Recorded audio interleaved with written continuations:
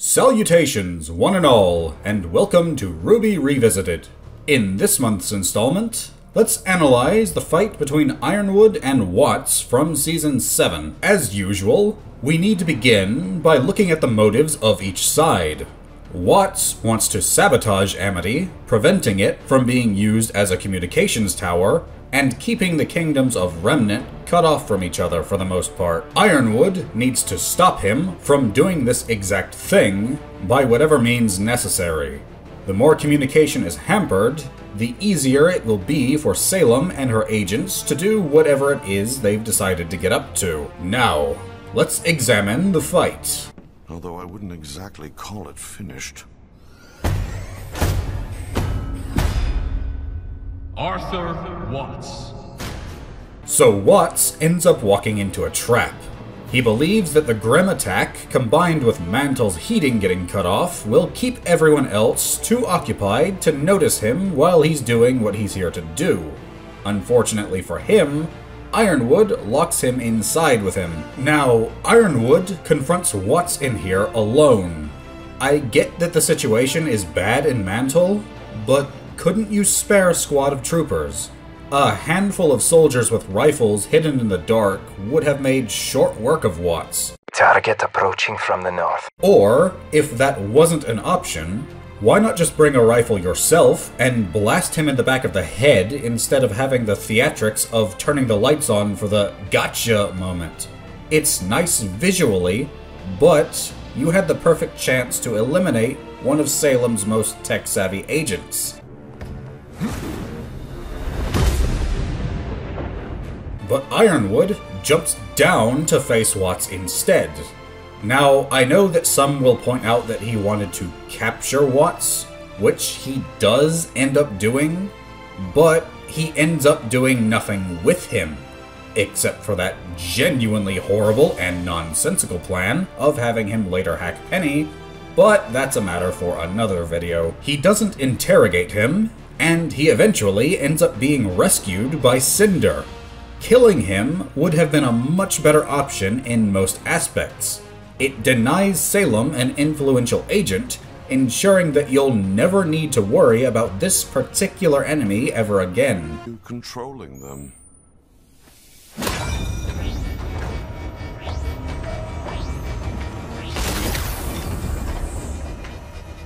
But Watts can somehow control Amity's systems via the rings he wears.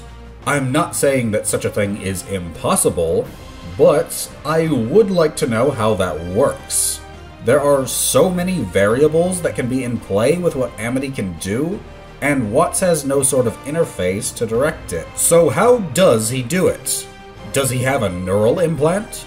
There may be some precedent for that sort of thing, given how advanced the prosthetics technology is in Remnant. Maria had her eyes destroyed, and Pietro was able to give her cybernetics to allow her to see. But this brings me to a point that I've mentioned in previous videos, but haven't really spoken about in detail. Why does Watts' access still work for Atlas's systems? Given that he was presumed dead, you'd think that his credentials would have been revoked so that nobody could use them in the future for security's sake. Just imagine if Watts had actually died, and someone like the White Fang managed to get a hold of his login access. That certainly wouldn't go poorly for anyone. But beyond that, why has the software not been updated? You know those annoying updates that are always coming out for your various devices? They may not do anything on the surface, but many programs will update their software to make it more difficult to be hacked. If you just leave the software as is, then that gives anyone with ill intent plenty of time to eventually crack it open and do as they will with it. If you continually update the code and evolve it, it makes it much more difficult to do this. It would seem as though Atlas doesn't do this sort of thing. Watts has been presumed dead for years, and yet he's still able to hack into the systems without any issue. For a nation as big on military as Atlas, Watts' understanding of their software should be far too out of date for him to meddle with programs like he does here and in the Fall of Beacon. To his credit, Ironwood does try to shoot Watts, but the latter whips out a surprising bit of tech. He possesses a shield made of hard light dust, something that I'm surprised isn't more widely used. It's like what I mentioned in my video on huntsmen and armor. Your aura is used to both power your shield and your semblance.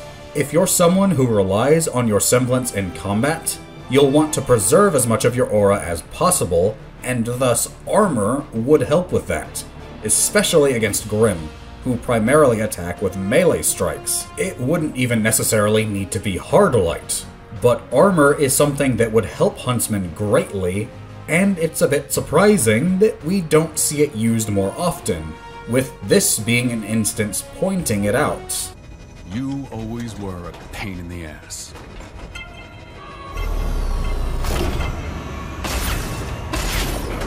Ironwood shoots at Watts a further 3 times, but his aim is off. It's shown that he's only using one hand to fire his pistol, which is a strange choice.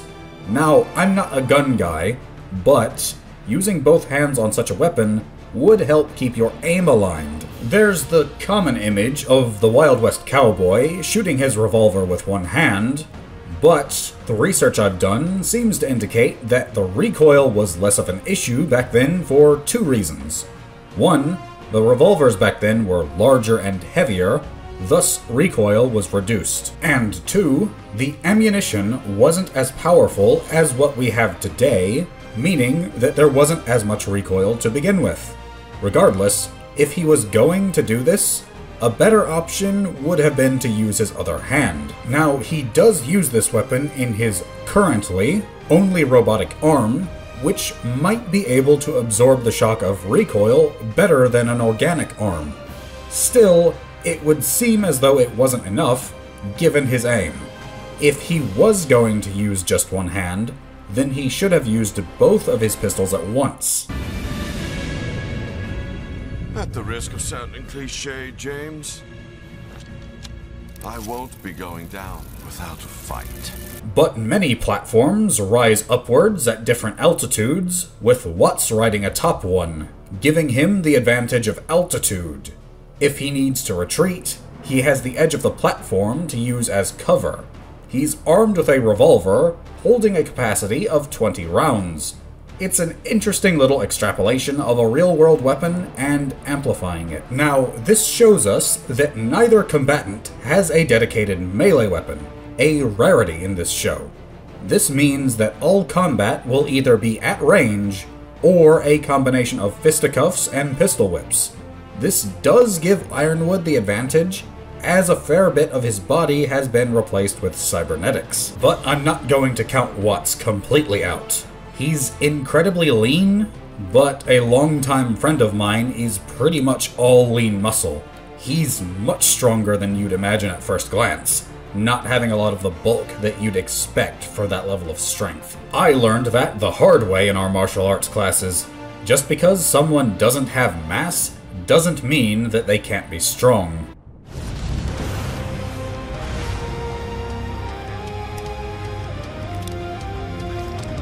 We then get a wide shot, showing us that Amity has created lava geysers, an additional hazard. I've wondered for a while now how exactly that was supposed to work in tournaments. Other biomes don't seem to have active hazards like that, but lava will do immense damage. If a participant in one of the tournaments fell into it with low aura, then you've got a cooked student on your hands. Here, though, lethality is its intended purpose. Watts probably wants that as an additional tool in his arsenal. 19.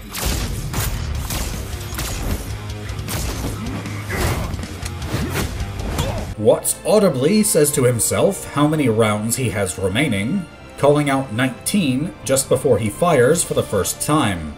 It lets we, the audience, know just how many shots he has remaining, given that it's unlikely Ironwood will give him a chance to reload that thing. Given that a revolver requires a cartridge to be put into each chamber as opposed to a magazine, which contains all of the cartridges in one place, it would take him much longer to reload completely.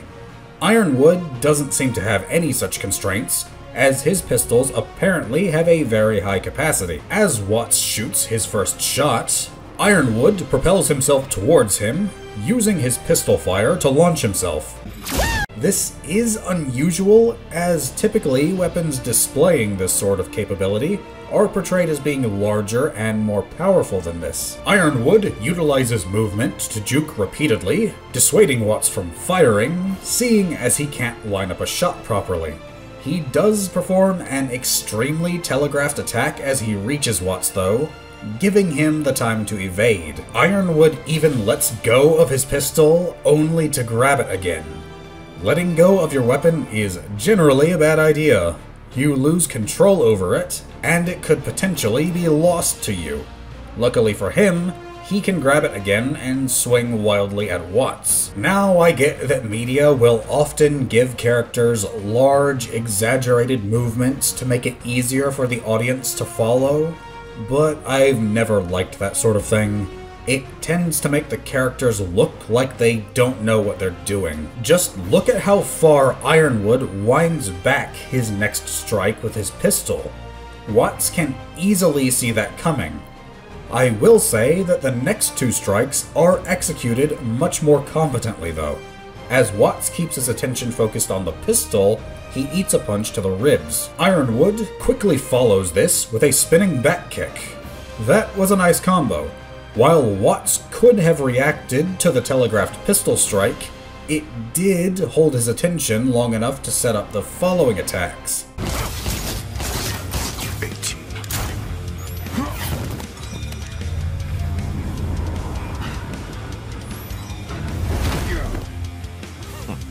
Watts does manage to recover though, and blocks a few shots with his shield.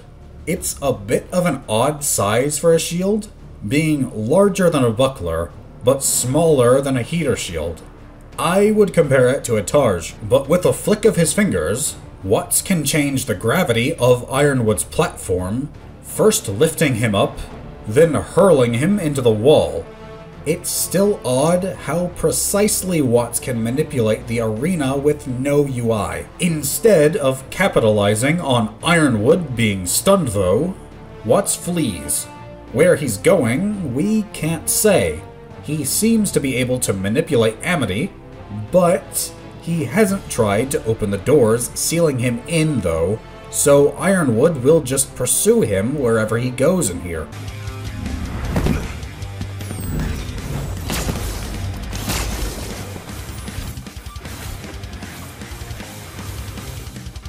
Ironwood gives chase, and Watts uses Amity's systems to generate hard light platforms for him to flee across.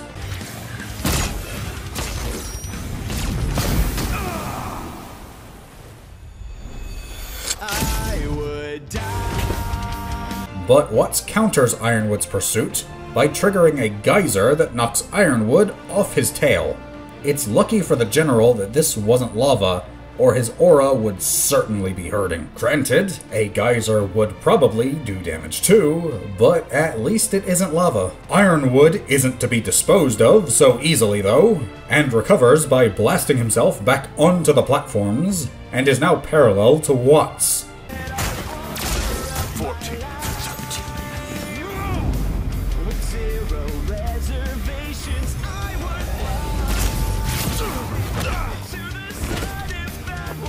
At some point though, Watts managed to get underneath a platform, whose gravity is holding him to it, upside down. Ironwood's mirrors this, and the two exchange shots, with Watts blocking with his shield, while Ironwood tanks it with his aura. Whether his aura is just that strong, or Watts's weapon lacks the ability to deliver enough damage is unknown, but he isn't phased. The general tries to close the distance, but it would seem that the gravity field doesn't extend fully between the two platforms, as he begins to fall downwards once again. Watts doesn't take a shot though, deciding to gloat with a smirk instead. He wasn't prepared for Ironwood to react so quickly though, as he does decide to take a shot, blasting Watts off the walkway and causing him to land before Ironwood.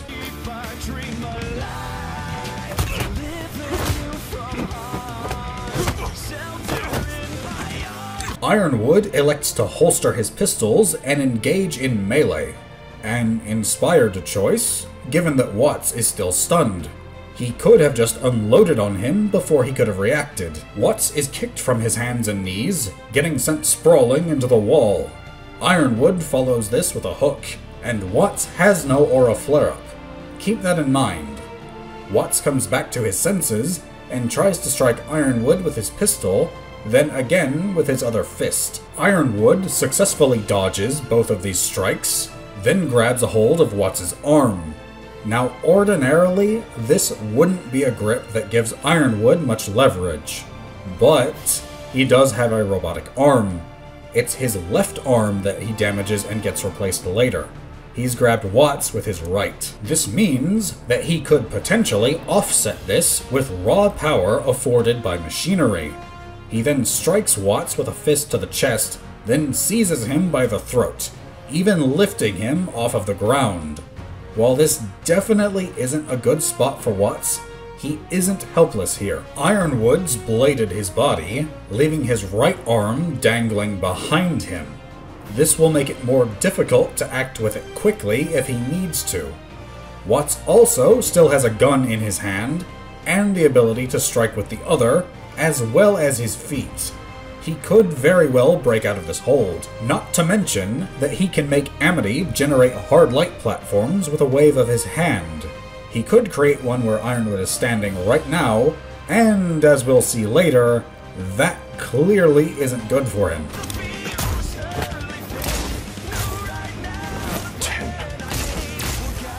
But Watts does indeed use his weapon, and Ironwood drops him to get control over it.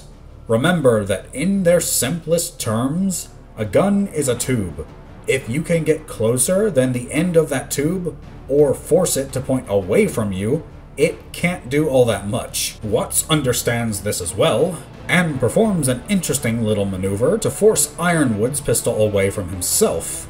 Initially, I believed that he used the wall behind himself to pseudo-walk into a flip over Ironwood, but upon closer examination, he does this from a standstill. An impressive move, especially for a mere scientist. He then pushes off, gaining distance between himself and Ironwood, announcing to himself and us that he has 10 shots remaining. Now, gaining distance from Ironwood is a good thing. Ironwood has cybernetics that likely grant him strength beyond what flesh and blood could do, and it's extremely plausible that he has martial arts training as well, making melee combat a dangerous place to be. However, Ironwood is probably close enough to hear Watts say 10. That means that unless you deliberately declare the wrong number, then he will also know how many shots you have remaining, especially if he's seen this weapon before, which is a possibility. Remember, Watts used to work for Ironwood. If this is a weapon that he's known to own, then Ironwood likely knows how it functions, at least in general. As Watts flees, Ironwood gives chase, and I like the little detail of how he switches his pistol back to his right hand. Seeing as he has his second weapon in a holster on his left hip, this allows him to draw it easily rather than needing to reach across his torso. This could have easily been overlooked, but it wasn't.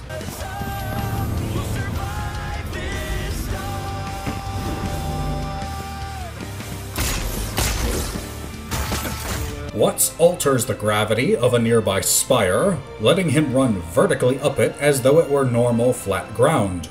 Ironwood is in hot pursuit, but he did have a clear shot on Watts while the scientist leapt up the column.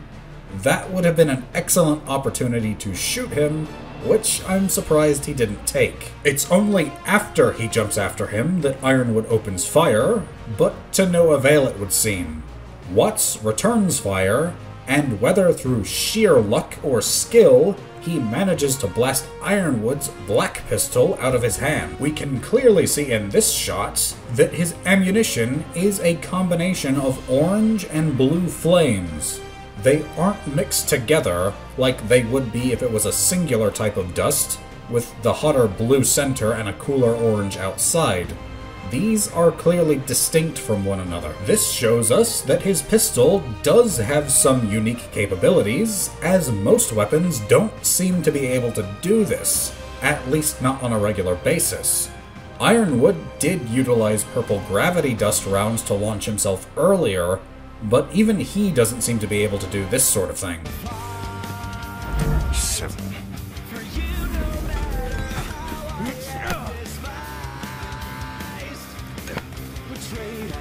Despite his possible age, Watts is still fit enough to reach the top of the pillar first, and promptly returns its gravity to normal before fleeing once again, which forces Ironwood to leap up to grab a hold of the edge. Watts does miss the opportunity to attack him here, running away instead.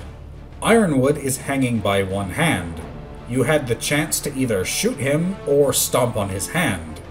Either one would at least damage him, if not knock him off the platform entirely. He seems to have exhausted his gravity rounds, and a fall from that height would certainly be crippling, if not outright lethal.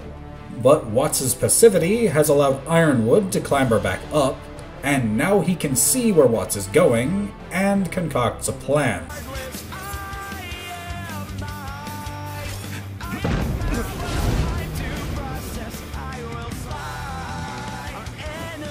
As Watts reaches another platform, Ironwood has circled around, and he must have been moving at an all-out sprint to get there that quickly. Not impossible, given that he has cybernetics and the constantly shifting terrain. It certainly makes more sense than Adam's teleporting in our last installment.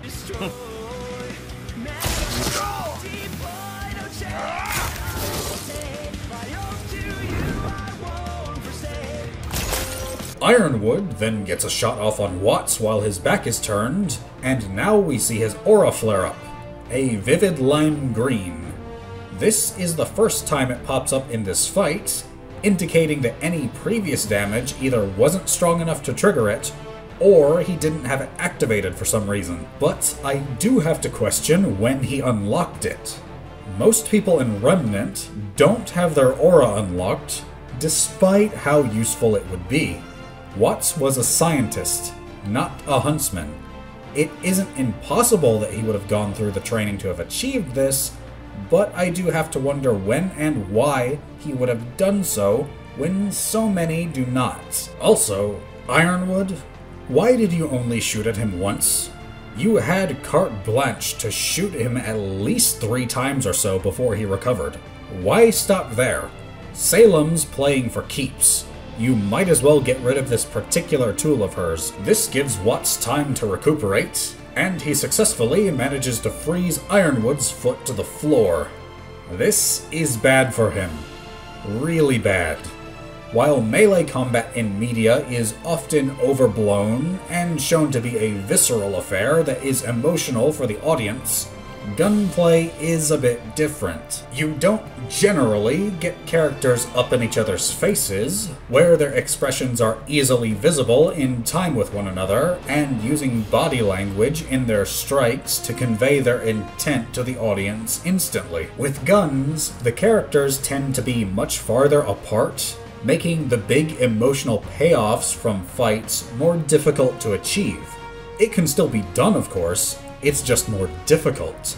It generally involves who has more skill with their aim, or who can outmaneuver and mind game the other. And Ironwood can't move right now, so that leaves him as easy pickings for Watts. Watts instead decides to jump upwards to another platform whose gravity has allowed him to stand upside down, and he makes no move to shoot Ironwood. Why he does this, I can't say. It was a wasted opportunity. This allows Ironwood to break free, negating the advantage that Watts held.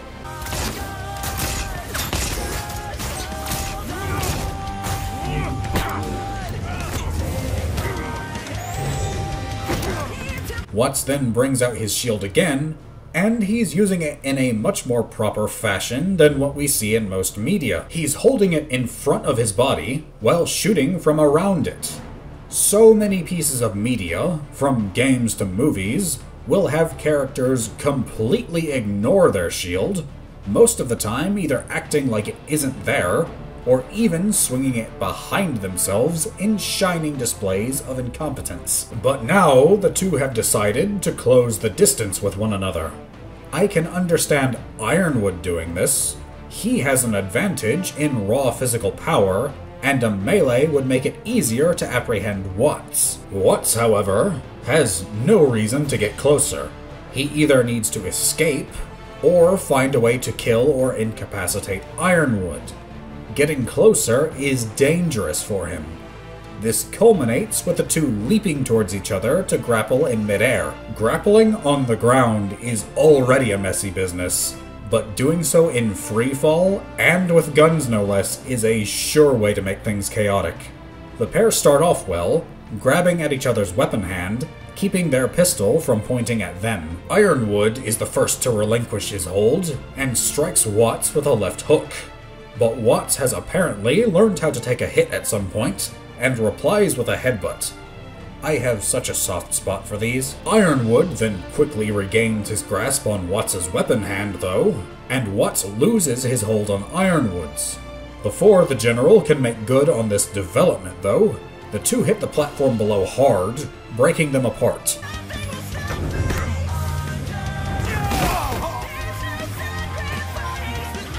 Ironwood's nearly too slow on the uptake, but he does manage to grab Watts' foot as the latter tries to retreat again. Watts is too slow to realize what's going on though, and Ironwood slams him to the ground, causing his aura to flare up again and break. Either party could have shot at the other in that time, but this wasn't a bad move on Ironwood's part. It brings Watts back down to his level, and damaged him in the process. Watts should really have been quicker to react though.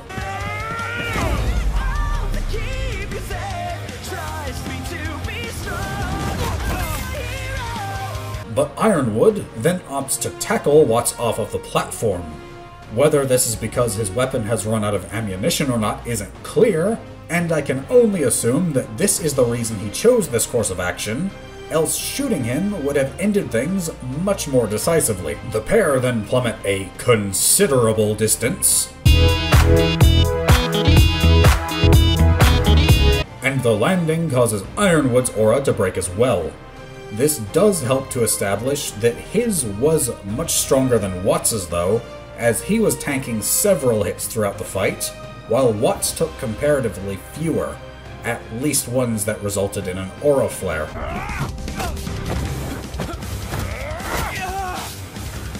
After a brief exchange of dialogue, Watts rushes Ironwood, and leads off with a spinning backhand, following it with a pistol strike to Ironwood's face. The backhand was easily avoided, but Ironwood made the same mistake that Watts did earlier, and failed to notice the follow-up. Never assume that your enemy is going to throw just one strike. Single attacks almost never result in a fight ending. Unless it's to gauge your response or mind game you, there will almost always be something coming after. Ironwood does deflect Watts' subsequent clumsy hook though, and Watts fails to extend his arm far enough to hit Ironwood with his pistol in his next strike. Watts then throws another clumsy left hook, and this may be from him getting tired. That can play a major factor in a fight. Whoever has the greater endurance can potentially gas out their opponents. That was always my weakness. I trained mostly for power, but my endurance was how my opponents could get me. The friend I talked about earlier in my martial arts classes knew this, and it was always a contest when we sparred. If I could capitalize quickly, then I had the advantage. The longer the rounds went on though, the more he did. I am not built for the long game. Ironwood's cybernetics and training probably afford him greater stamina than normal. Stamina is a resource, and he likely has more to draw on than Watts does, whose strength was never meant to be in direct combat. He's supposed to be an infiltrator, someone who manipulates systems while remaining undetected. If Watts is fighting, then he's failed at his job. To his credit though, Watts does manage to stuff Ironwood's pistol whip and strikes him in the torso with his own. Given that Ironwood has a large portion of his torso replaced with metal, this might not be as effective as it otherwise would be, though.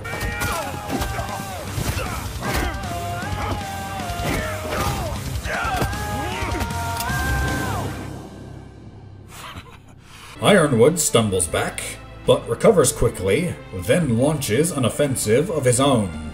He does manage to shove aside Watts' left arm, then strikes him with a pistol to the face. That's got to hurt. Seriously, your face will give before a pistol's frame does. Watts tries to put up his guard again, and while Ironwood's next hook does hit it, he's clearly rocked by the force. The swings are a bit wilder than I would like, leaving Ironwood's face exposed. Just look at how he's leaning forward. That's just asking to be hit in the face. But Watts is on the ropes now, as Ironwood smashes his pistol against his head again. He's got to be seeing stars right about now, and eats another left hook. Watts flails wildly at Ironwood, but the moves of a tired and beaten opponent are easy to see coming.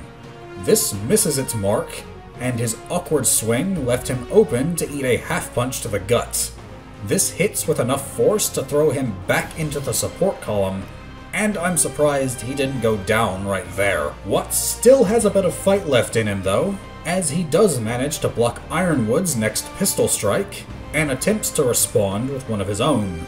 But Ironwood grasps his wrist, and the two are locked in a roughly mirrored grasp. Now, both Ironwood and Watts have lost their auras, and Watts points his weapon at Ironwood, clearly intending to end him here.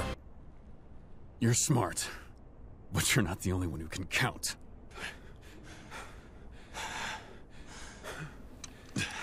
Ironwood calls his bluff though, letting both him and the audience know that Watts has run out of ammo. Watts then seems to capitulate, and Ironwood relents. I understand your intent, but now is the time to restrain him. If you aren't going to kill him, then so be it, but don't let him stand there.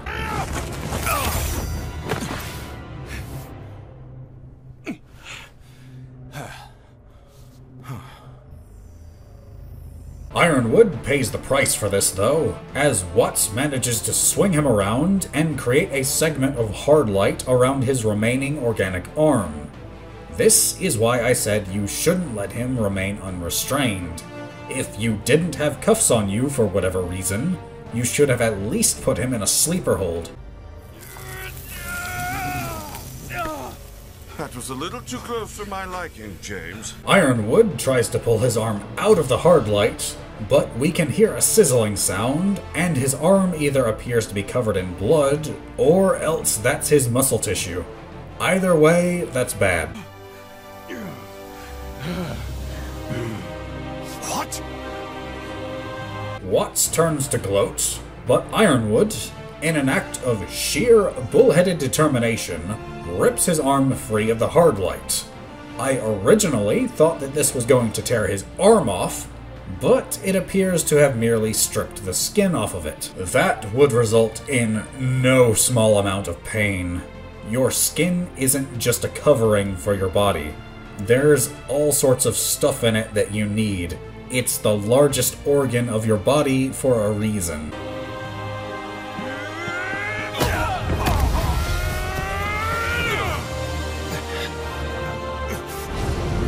Watts is completely dumbfounded by this though, and this combined with his fatigue lets Ironwood seize him with his remaining arm, dragging him across the floor and holding him above the precipice, with the lava churning far below. And this concludes this fight. Ironwood doesn't kill Watts for whatever reason, and thus the former scientist is captured.